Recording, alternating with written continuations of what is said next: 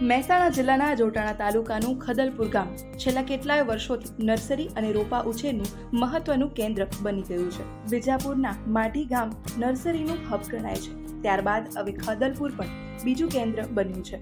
બાગાયત ખાતા તરફથી મળેલી નાણાકીય સહાય અને માર્ગદર્શનના કારણે ખદલપુર ગામમાં 20થી વધારે નર્સરી ઊભી કરાઈ છે, જેના કારણે હજારો કામદારોને અહીંયા કામ પણ મળી રહે છે.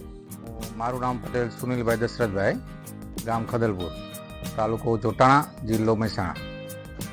અમારા ગામની વસ્તી 3000થી 3200 વસ્તી છે અમારી. અને આ રોપાનો ધંધો અમારા બાપ દાદા 50 વર્ષ પહેલાં કરતા હતા અને અમારી પેઢી આવેલા અમે થોડું ટેકનોલોજીથી અમે હવે કરવા માંડ્યા છીએ. અને વેચાણમાં તો અમારા આજુબાજુના બધા જે 50-60 ગામડાના છે એ બધા અહીંથી રોપા લઈ જાય છે. અને બીજામાં સૌરાષ્ટ્રમાં લઈ જાય છે, રાજસ્થાને લઈ જાય છે. બધી બાજુ અમારું વિતરણ ચાલુ છે. આપણે વાત કરીએ રોપાની, તો જનરલી જે પહેલા રોપા હતા એ ખાસ કરીને કયા રોપા લઈ જતા ખેડૂતો? એ મરચી વધારે લઈ જતા હતા. મરચીના રોપા, મરચી રીંગણના વધારે લઈ જતા. અત્યારે બધું ટેકનોલોજી પ્રમાણે ટામેટી આવી છે, હજારીગલ આવી છે, કોબીજ, ફુલાવર, બધાના રોપા અત્યારે મળી જાય છે. મરચીમાં બધી 2-3 ક્વોલિટી બધી અલગ અલગ આવી છે. જાડું, પાતળું, તીખું, મોરું, બધા અલગ અલગ પ્રકારના મરચી આવે છે. મરચીમાં ટોટલ વેરાયટી બધી મળી જાય એમ. પહેલા લઈ જાય તો સાદું, હા, એ દેશી આપણે લાલ ડોડું કરતા ને ખેડૂતો, એ લઈ જતા હતા. અત્યારે કાચું વીણવા માટેનું વેરાયટી અલગ આવે છે, પછી જાડા મરચાની અલગ આવે છે. અત્યારે બધી ટેકનોલોજી અલગ મરચાની આવી છે, એ પ્રમાણે બધા ખેડૂતો અત્યારે નવી નવી ખેતી કરે છે. છે બધું ગામમાં તો છે, આદુંદરા છે, મોયણ છે, પછી કડી તાલુકાના બીજા ગામડા છે, બધા ઘણા આજુબાજુના બામરોલી છે, બધા ઘણા ગામડા છે, એ બધા અહીંથી લઈ જાય છે. ઓકે, આપણે જે દેશી ડોડવા મરચા હતા એનું વાવેતર અહીંયા આજુબાજુ ક્યાં થાય છે?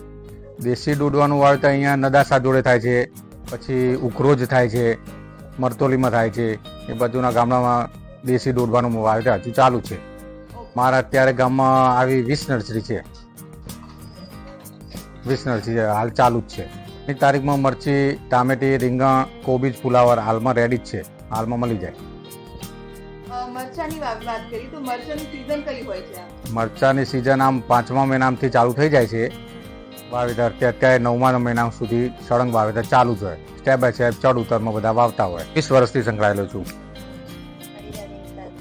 તેમાં શું કામ કરવા જતા? ઈંડા ઉતારતા હતા, ફૂલ વેચતા હતા, મરચા વેચતા હતા, નેકતા હતા, કરવા જતા હતા. અચ્છા, તમે અહીંયા નર્સરીમાં આવ્યા છે ને તો અમને છાયલે બેસીને કામ અમને સારું ફાવ કરતી અમને. અને કરતે કરતા એના કારણે એના બદલે અમને નર્સરીમાં સારું ફાવે છે. છાયલે બેસી 25 રૂપિયા વધારે મળે. જેવું કામ કર્યું 500 મળે, જેવું કામ કરે એટલા પૈસા મળે. અહીં અમે ખાતર ભરીએ, આથી અમે પોકેટ ભરીએ, પછી બીજ મેલીને ડીશોમાં ખાતર ભરીને પછી પારા પર મેલી આવી, પછી પાણી છોટીએ. અમે તડકામાં બેન તડકો લાગતો બેન, અને કામમાં કોઈ મજા નથી આવતી. અને નર્સરીમાં કામ કરીએ છીએ ને તો અમને ફાયદો રહેશે બેન, કેમ કે 25 રૂપિયા વધારે મળે અમને અને કામ કરવાની મજા આવે અમને. તમારા જેવા એવા કેટલા હશે કે જે આવી રીતે કામ કરતા હશે નર્સરીમાં ખદલપુરમાં? 1000 રૂપિયા ઉપર હશે, 1000 જેવા આવશે. રિંકુ ઠાકોર, લોકલ 18, મહેસાણા.